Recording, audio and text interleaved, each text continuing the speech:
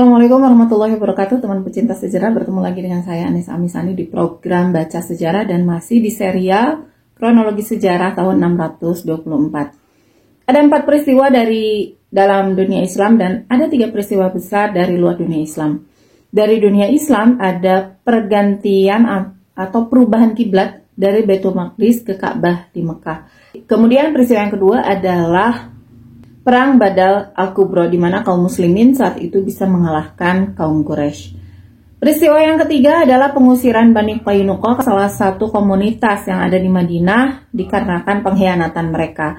Kemudian yang peristiwa besar yang keempat adalah pernikahan putri Rasulullah Sallallahu Alaihi Wasallam, yaitu Fatimah Zahra radhiyallahu anha menikah dengan Ali bin Abi Thalib radhiyallahu anhu. Kemudian 3 peristiwa penting yang datang dari luar adalah penghancuran kota Divin, ibu kota Armenia, dan Nakhivan oleh Heraklius. Ia mengalahkan pasukan Persia di Ghanzak dan menghancurkan kuil api di Takht-e-Soleiman. Yang kedua adalah penarikan mundur sebagian besar pasukan Persia dari Chalcedon seberang Konstantinopel. Dan yang ketiga adalah penguasaan kembali Al-Andalus oleh bangsa Visigoth setelah 70 tahun dikuasai oleh Bizantium. Kita masih membahas peristiwa yang kedua yang datang dari dunia Islam, yaitu Perang Badar. Dan ini perang yang sangat panjang dan detail catatan sejarahnya, sehingga membutuhkan beberapa part ya untuk penjelasannya. Dan marilah kita lanjutkan, inilah detail kisah Perang Badar Al-Kubro. Terakhir yang kita bahas adalah pertemuan Rasulullah Sallallahu Alaihi Wasallam dengan orang tua ya, yang dari orang Arab yang sudah tua dan melakukan dialog dengan Rasulullah Sallallahu Alaihi Wasallam dan Abu Bakar radhiyallahu anhu untuk mencari informasi. Dan setelahnya Rasulullah Shallallahu Alaihi Wasallam itu pada sore harinya setelah kejadian itu, beliau menyuruh Ali bin Abi Thalib, Zubair bin Awam, dan Sa'ad bin Abi Waqqas untuk pergi ke tempat yang berdekatan dengan sungai desa Badr untuk mencari dan menyelidiki kabar-kabar kedatangan kaum Quraisy. Jadi beliau mengutus 3 orang pemuda hebat ini, yaitu Ali bin Abi Thalib, Zubair bin Awam, dan Sa'ad bin Abi Waqqas, yang memang disuruh untuk mencari informasi dan menyelidiki tentang tentara Quraisy. Setelah sampai di titik yang dituju, mereka ini yang 3 orang anak muda tadi ya, 3 orang sahabat muda, mereka tiba-tiba bertemu dengan binatang-binatang milik kaum Quraisy yang sedang minum di tempat air tadi bersama penggembalanya 3 orang budak belian, yaitu yang pertama dari Bani Hajjaj yang bernama Aslam, yang kedua dari Bani Ash yang bernama Yasar, dan yang ketiga dari Bani Umayyah yang bernama Abu Rafi. Ketiga sahabat tadi setelah bertemu dengan ketiga orang budak bertanya, "Kamu sedang menggembalakan dan memberi minum binatang-binatang yang disuruh oleh siapa? Kamu sedang menggembala dan menyuruh binatang-binatang itu minum, disuruh oleh siapa?" tanya mereka. Budak-budak itu menjawab, "Kami disuruh oleh kaum Quraisy. Kami adalah tukang mengambil air untuk minum mereka. Mereka menyuruh kami supaya mengambil air buat minum mereka dan binatang-binatang mereka." Lalu 3 orang pemuda tadi, Ali bin Abi Thalib, Sa'ad bin Abi Waqqas, dan Zubair bin Awam itu tidak mempercayai perkataan budak tadi. Ditanya ulang, "Kamu siapa? Kamu diutus oleh siapa? Disuruh siapa menggembalakan binatang, memberi minum?" Diulangi pertanyaan itu, dijawab dengan jawaban yang sama. Karena masih tidak percaya dan kesal, akhirnya mereka dipukul. Ditanya lagi, sama jawabannya, "Kami disuruh orang Quraisy," gitu, tentara Quraisy. Lalu tidak percaya, disiksa lagi. Ketidakpercayaan ini sebetulnya bukan tidak percaya dengan perkataannya, tetapi atas dasar keinginan dari hati kecil mereka bahwa yang mereka temui itu adalah pasukan Abu Sufyan, tentara Quraisy, tapi Quraisynya itu tentara suruhan Abu Sufyan, bukan suruhan orang kafir Quraisy. Mereka menjawab, mengharapkan jawaban itu, yang ternyata harapan mereka itu tidak didapatkan, karena kenyataannya memang orang itu, 3 budak tadi adalah utusan dari tentara Quraisy, suruhan tentara Quraisy. Tetapi karena dipukul, akhirnya mereka mengakui kalau iya kami disuruh oleh Quraisy, tapi Quraisy yang Abu Sufyan gitu. Akhirnya mereka mengakui. Jadi karena si 3 budak tadi itu pada akhirnya, meskipun dengan terpaksa karena dipukul, akhirnya mereka dilepaskan karena oh ya, kamu dari orang suruhan Abu Sufyan gitu. Akhirnya mereka dilepaskan. Lalu mereka kembali dan melaporkan apa yang mereka temukan, bahwa mereka bertemu dengan 3 orang budak suruhan Abu Sufyan dan sebagainya. Tetapi Rasulullah Shallallahu Alaihi Wasallam menegur mereka. Rasulullah Shallallahu Alaihi Wasallam mengatakan, mengapa kamu melakukan itu? Ketika mereka jujur, kamu memukul mereka, tapi ketika mereka berdusta, kamu malah melepaskan mereka. Demi Allah, sesungguhnya mereka itu adalah suruhan kaum Quraisy. Cobalah mereka itu kamu panggil sebentar saja, agar mereka mengabari kepadaku tentang keadaan kaum Quraisy. Pada akhirnya dipanggil lagi tuh orang yang tadi sudah dibebaskan. Lalu setelah dipanggil dan dihadapkan kepada Nabi Shallallahu Alaihi Wasallam, mereka ditanya oleh Nabi tentang keadaan kaum Quraisy. Mereka menjawab, demi Allah, keadaan kaum Quraisy ada di belakang jurang ini, serta di sebelah ini dan ini, kata mereka. Jadi membuka rahasia orang Quraisy bahwa tentara mereka itu posisinya ada di mana gitu ya. Pas mereka disuruh itu sekarang ada di mana. Lalu Rasulullah bertanya lagi kepada mereka, Rasulullah Shallallahu Alaihi Wasallam bertanya lagi kepada mereka, berapa jumlah kaum Quraisy yang datang? Mereka menjawab banyak. Berapa jumlahnya? Tanya Rasulullah lagi. Berapa banyak tuh banyak itu? Mereka jawab, ya kami tidak tahu. Lalu Rasulullah SAW bertanya lagi kepada mereka, kalau begitu berapa ekor kambing sekali makan yang mereka potong?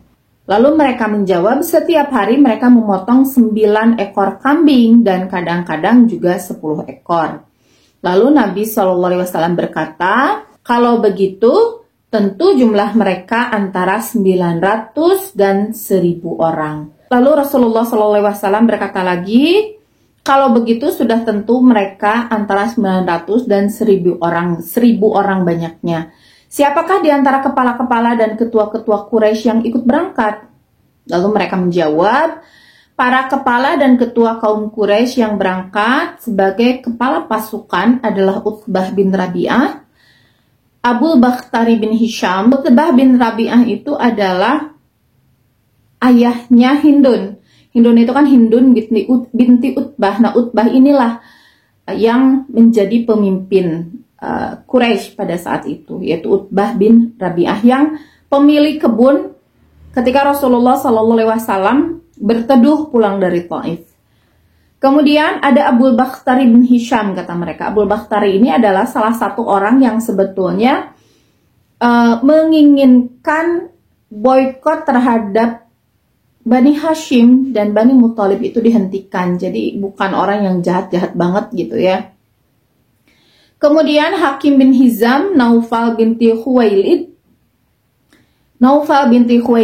Harith bin Amir, Tu'aminah bin Adi, Nadhar bin Haris, Zam'ah bin Aswad, Abu Jahal bin Hisham, Umayyah bin Khalaf, Nabih bin Al-Hajjaj, Suhail bin Amr.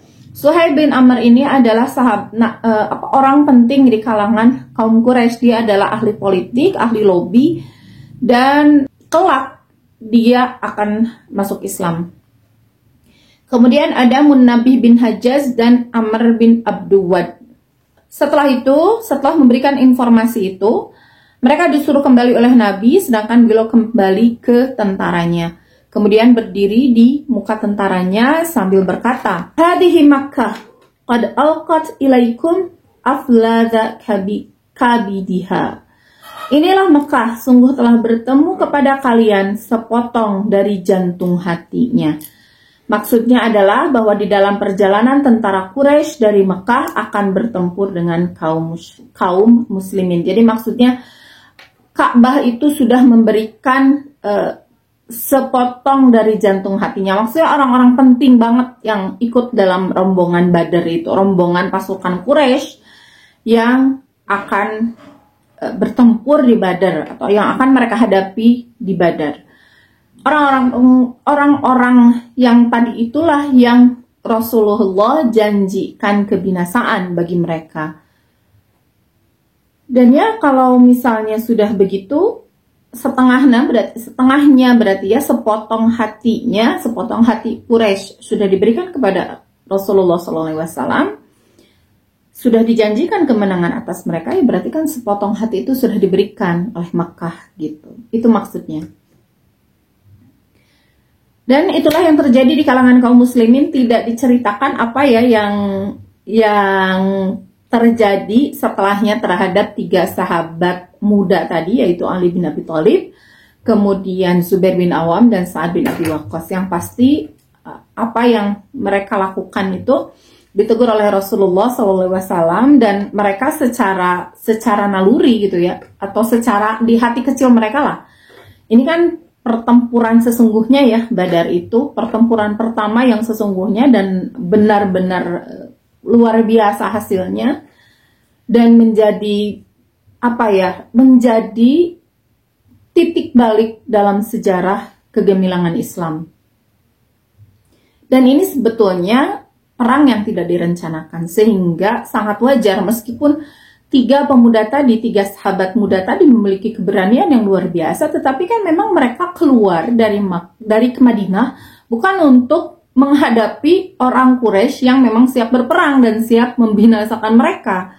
Tujuan mereka keluar Madinah bukan itu, sehingga ya secara hati kecil gitu sebetulnya mereka masih mengharap dengan pasukan Abu Sufyan, bukan pasukan yang siap memangsa mereka gitu, karena persiapan mereka tidak ada. Mereka tidak pakai baju besi, orang ontanya juga ada cuma 2 dari 313 sampai 315 orang, ontanya cuma 2, saking mereka memang tidak bersiap untuk perang gitu ya, bukan mempersiapkan diri untuk bertempur habis-habisan.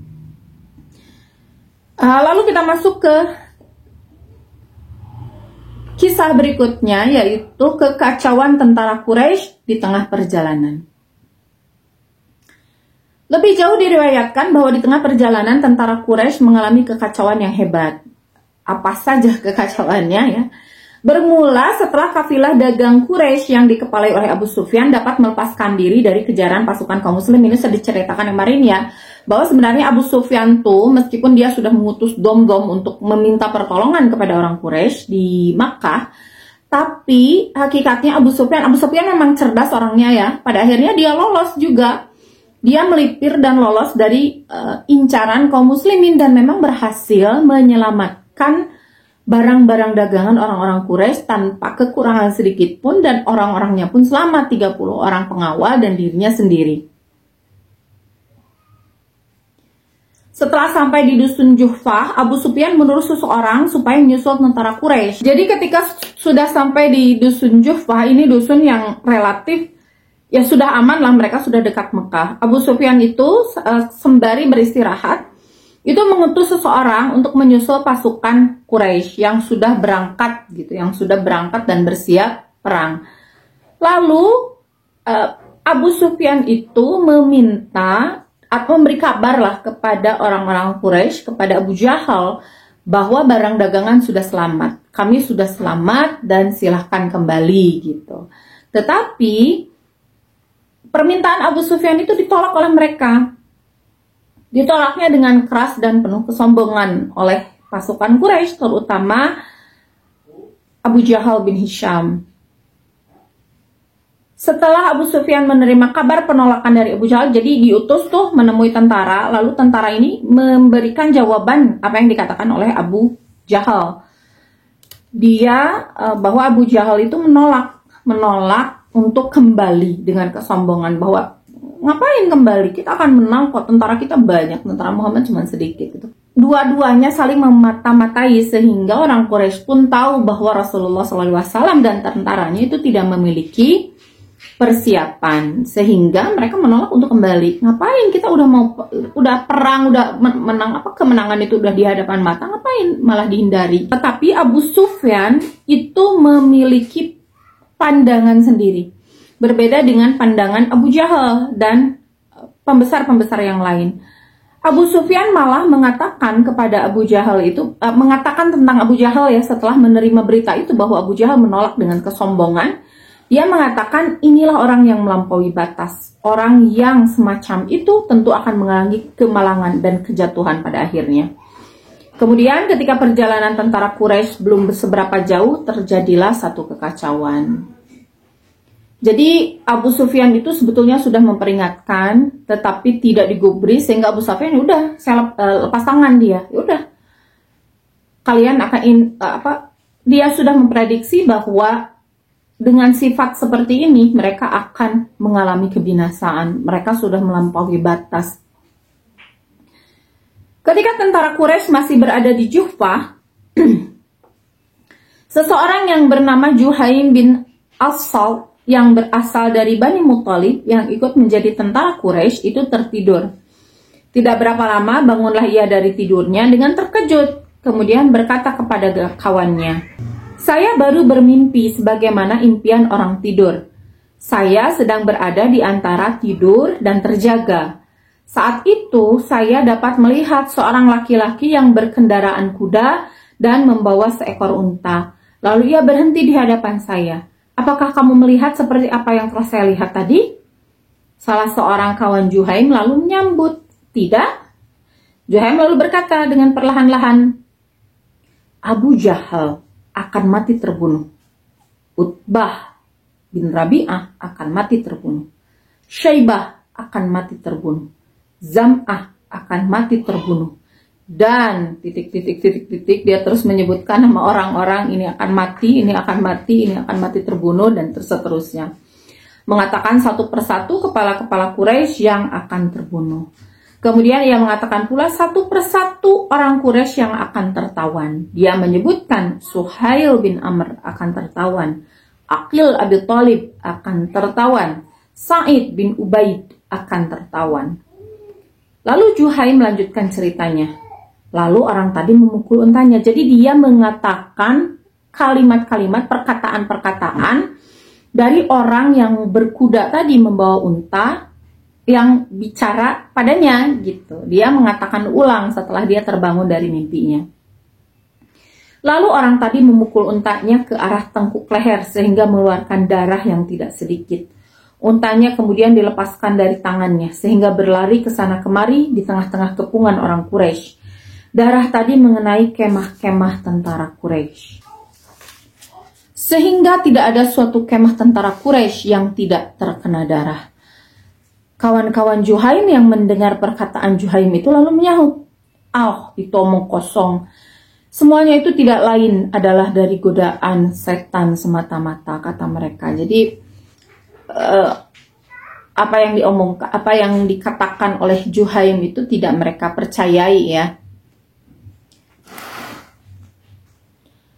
Dan meskipun mereka tidak percaya, tapi karena apa yang dikatakan Juhaim itu cukup heboh ya, maksudnya itu berita yang cukup mengejutkan. Kalau meskipun itu hanya mimpi dan mereka juga meyakini bahwa itu adalah godaan setan kata mereka, tetapi tetap saja berita ini menghebohkan kaum Quraisy, tentara Quraisy. Berita itu sampai dari mulut ke mulut yang lain hingga perkataan Juhaim tadi itu terdengar oleh Abu Jahal. Sampai berita itu ke Abu Jahal dalam waktu yang cukup singkat. Bukan hanya ke Abu Jahal, ke Utbah dan yang lain yang disebutkan namanya juga sampai.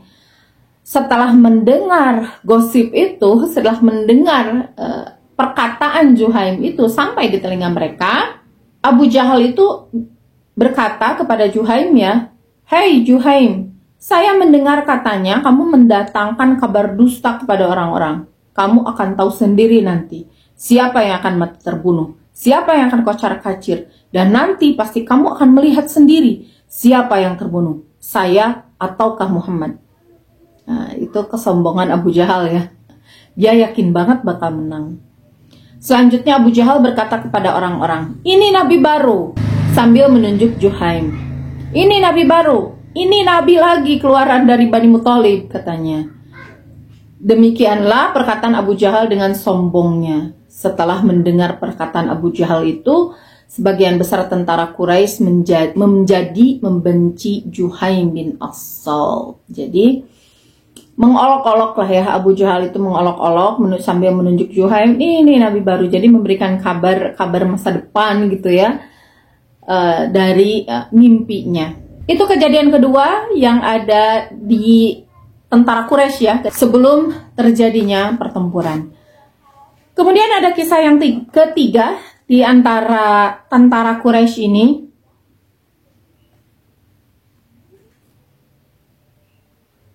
Di antara tentara Quraisy waktu itu ada segolongan pasukan yang berasal dari orang-orang kaum Bani Zuhrah yang dikepalai oleh Akhnas bin Syarik. Jumlahnya sebanyak 100 orang. Ketika itu Akhnas merasa bahwa jika mengikuti kemauan Abu Jahal akan mendapatkan kerugian yang tidak sedikit. Jadi dia memutuskan untuk berbelot ya. Dia memutuskan untuk keluar dari pasukan. Sekarang buat apa mengikuti kemauan orang yang begitu sombong itu? Itu kata Akhnas. Gumamnya ya, artinya dia ngomong sendiri gitu sama dirinya sendiri tapi diutarakan omongan itu. Lalu ia mengumpulkan kaumnya yang berjumlah 100 tadi. Lalu Akhnas berkata, "Hai Bani Zuhrah, kini oleh karena Tuhan telah menyelamatkan harta benda kita dan pemuka kita dari kejaran kaum Muhammad, kafilah dagang kita yang dikepalai Abu Sufyan telah sampai di Mekah. Padahal kita kan keluar mau membela lah harta kita, mau membela hak kita. Tapi karena sekarang sudah selamat, ya ngapain lagi?" Gitu. Itu kata Akhnas. "Kafilah dagang kita yang dikepalai oleh Abu Sufyan sekarang telah sampai di Mekah. Padahal kita keluar dari Mekah bertujuan untuk menjaga keamanan kafilah dagang kita dan memelihara diri Makhramah bin Naufal." Jadi Makhramah bin Naufal ini adalah salah seorang keluarga mereka yang ikut dalam rombongan Abu Sufyan. Tapi kan sekarang udah selamat dia gitu. Harta selamat. Dia juga selamat. Jadi karena sudah selamat, kata dia, udah kita pulang aja. Ngapain juga ngikutin Abu Jahal, kata dia gitu. Jadi tidak berguna lagi sebetulnya kepergian kita. Tujuan kita kan itu. Bukan untuk menyerang Muhammad. Menyerang Muhammad kalau dia mengacaukan barang dagangan kita dan membunuh Makhramah tadi bin Naufal. Sekarang kan nggak kejadian, ngapain gitu. Jadi kita pulang aja. Sia-sia saja kita kalau sampai bertemu dengan Muhammad, itu katanya. Karena dia ini adalah kepala suku, maka otomatis anak buahnya itu ikut dia. Dia ini seorang kepala suku, seorang pimpinan di sukunya. Sehingga ketika dia mengatakan itu, 100 orang yang ikut bersama Akhnas dari Bani Zuhrah itu juga ikut. Pasti ikutlah 100% bulat suara mereka itu untuk ikut ke Akhnas bin Syarik. Berita ini tentu saja sampai dengan cepat lagi kepada Abu Jahal selaku dia pimpinan atau panglima besar lah di ketentaraan Quraisy. Dia lalu marah dan mencak-mencak. Dia lalu berkata kepada Akhnas bin Syarik, dia bilang, "Mengapa kamu berani berkata bahwa jika kamu sampai bertemu dengan Muhammad kamu anggap sia-sia?" Akhnas lalu menjawab, "Ya sudah tentu. Kita kan keluar dari Mekah bukan untuk bertempur dengan Muhammad dan kaumnya, bukan? Akan tetapi kita hendak menjaga kafilah dagang kita. Dan kafilah dagang kita sekarang sudah sampai tuh di Mekah. Kamu dengar sendiri kan kabarnya gitulah." Abu Sufyan sudah menyampaikan kafilah dagang selamat, yang menjaganya pun selamat, tidak kurang suatu apa. Jadi apa gunanya kita bertempur lagi dengan mereka? Itu kata Akhnas. Tapi Abu Jahal berkata lagi, "Sekalipun begitu, apakah kamu tidak mengerti bahwa Muhammad itu seorang pendusta besar, penyesat orang banyak dan penipu yang licin?" Lalu Akhnas berkata lagi, "Saya mengerti, tapi saya tidak sependapat dengan kamu. Saya mengerti bahwa Muhammad itu seorang yang terpercaya. Sejak kecil ia telah dikenal dengan nama Al-Amin, bukan Al-Khain." Bukan, itu kata Akhnas. Kemudian Abu Jahal dan Akhnas bertengkar mulut. Itu awalnya saja, dilanjutkan dengan pertengkaran mulut di antara mereka berdua gitu ya. Ditonton orang banyak pastinya. Makin lama makin ramai, lalu Akhnas mengundurkan diri. Akhirnya Akhnas lalu memang mundurnya bukan hanya mundur dari Abu Jahal dia sendiri, itu keputusan dia untuk mundur dari ketentaraan Akhnas. Jadi dia melakukan pembelotan lah ya dari tentara Quraisy, sehingga dia pulang tuh bersama 100 orang tentaranya dan berjalan kembali menuju Makkah. Ketika perang Badar itu terjadi, tidak ada seorang pun dari Bani Zuhrah yang ikut berperang melawan Rasulullah SAW. Dan teman pecinta sejarah, itu saja mungkin yang dibacakan ya di video kali ini. Baru kejadian-kejadian menjelang perang Badar, yaitu peristiwa interogasi yang dilakukan oleh 3 sahabat muda, Ali bin Abi Thalib, Zubair bin Awan, dan Sa'ad bin Abi Waqqas radhiyallahu anhum kepada 3 pesuruh dari tentara Quraisy. Kemudian beberapa peristiwa juga terjadi di tengah-tengah tentara Quraisy sebelum terjadi perang Badar. Dan ada sebetulnya seperti biasa banyak hikmah yang terjadi dari kisah ini, tetapi satu hal yang mungkin akan selalu kita ingat adalah bagaimana Rasulullah SAW itu bisa memprediksi dengan tepat ya apa yang terjadi di masa depan, tentu karena wahyu, dan kecerdasan beliau juga dalam melihat keadaan. Kita bisa melihat kecerdasan Rasulullah SAW ketika 3 sahabat mudanya itu, 3 sahabat muda kita itu mengatakan tentang hasil dari interogasi mereka, hasil dari tugas mereka mencari informasi tentang tentara Quraisy gitu. Rasulullah sudah bisa menduga bahwa apa yang berita sebenarnya itu Rasulullah bisa menduga dan bisa tahu. Kemudian kecerdasan Rasulullah SAW juga bisa dilihat dengan perkiraan jumlah pasukan dengan tepat ya, perkiraan jumlah pasukan Quraisy dengan tepat hanya dari jumlah binatang yang disembelih gitu. Kalaulah kecerdasan tentang hal itu dimiliki oleh semua orang, 3 utusan atau 3 pesuruh yang disuruh untuk menggembalakan binatang itu ditanya oleh Rasulullah, pasti dia menjawab jumlahnya karena itu adalah ilmu yang diketahui semua orang. Tetapi Rasulullah beliau itu bisa mencari celah dari mana caranya mengetahui keadaan musuh tanpa informasi yang jelas gitu. Tetapi beliau bisa memperkirakan dengan tepat hanya dari informasi-informasi tambahan, seperti misalnya tadi jumlah makanan gitu, jumlah kambing yang disembelih. Dan hikmah lainnya yang sangat kentara kita lihat adalah bagaimana kesombongan Abu Jahal ya. Di peristiwa-peristiwa yang terjadi di tentara Quraisy, di kemah tentara Quraisy, itu hampir semua kejadian, bukan hampir, semua kejadian itu berkaitan dengan Abu Jahal. Mulai dari penolakan untuk kembali yang ditawarkan oleh Abu Sufyan, karena kesombongan dia ditolak mentah-mentah ya, sehingga dia menuju kebinasaan. Kemudian bagaimana dia dengan begitu sombongnya mencaci Juhaim, yang memberikan sebetulnya kalau dipakai ya dengan keimanan, dengan mata hati yang bersih, mimpi yang diutarakan oleh Juhaim itu sebetulnya bisa jadi petunjuk bagi mereka, sebagaimana yang dilakukan oleh Bani Zuhrah, oleh Akhnas bin Syarik. Itu kan melihat dia sudah, wah ini nggak bener nih apa yang dilakukan Abu Jahal, dengan kesombongan dia itu kan yang Abu Jahal perlihatkan, yang dia perlihatkan itu sudah membuat Akhnas bisa menduga nih ke depannya bakal gimana. Kalau kayak gini nggak bener nih dijadiin pemimpin, kalau begitu tidak benar ini dijadikan pemimpin. Sehingga dengan mata hati dia memilih untuk mundur dengan mengatakan bahwa Muhammad itu tidak seperti yang diduga oleh Abu Jahal, dan bahkan memuji akhlak Rasulullah SAW. Lalu mungkin kita penasaran ya, apakah Akhnas bin Syarik ini nanti masuk Islam dan seluruh Bani Zuhrah? Kita lihat ya nanti ke depannya apakah dia masuk Islam atau tidak.